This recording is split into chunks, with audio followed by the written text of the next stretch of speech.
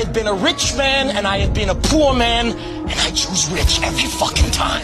The richest man of Babylon. এই বইটা দিয়ে যদি আমার একটা পয়েন্ট তুলে ধরতে হয় তাহলে আমি এই পয়েন্টটাই তুলে ধরতাম, যেখানে লেখক একজন ধনী ব্যক্তির কন্ট্যাক্টে আসে আর তাকে জিজ্ঞেস করে আপনি এত বড় লোক কি করে হলেন।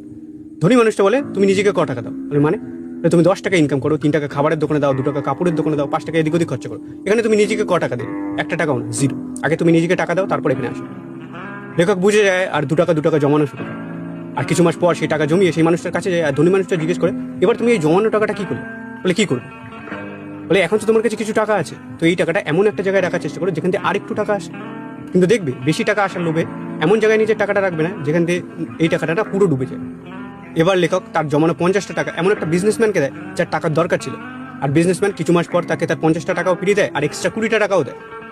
এবার সে দৌড়ে খুশি হয়ে ওই ধনী মানুষটার কাছে যায় আর ধনী মানুষটা জিজ্ঞেস করে তুমি এক্সট্রা টাকাটা কি করলে? বলে বইয়ের জন্য শাড়ি কিনে ফেলেছি আর খাবার কিনে নিয়েছি। বলে ভুল করলে, ওই টাকাটা তুমি কাউকে দেবে না, ওই টাকাটা তোমার নিজের টাকা। ওই 20টা টাকা আবার 50টা টাকায় অ্যাড হবে, 70 টাকা হবে। আবার ওই 70 টাকা তুমি অন্য একটা জায়গায় দেবে, সেখান থেকে 30 টাকা পাবে, 100 টাকা হবে। আবার 100 টাকা অন্য জায়গায় দেবে, সেখান থেকে 50 টাকা আসবে, 150 টাকা হবে। আর পরের মাসে তো তুমি নিজের আবার 50 টাকা ঢালবে, তাহলে 200 টাকা হবে। আবার ওই 200 টাকা তুমি অন্য জায়গায় দেবে, আর একটু টাকা আসবে।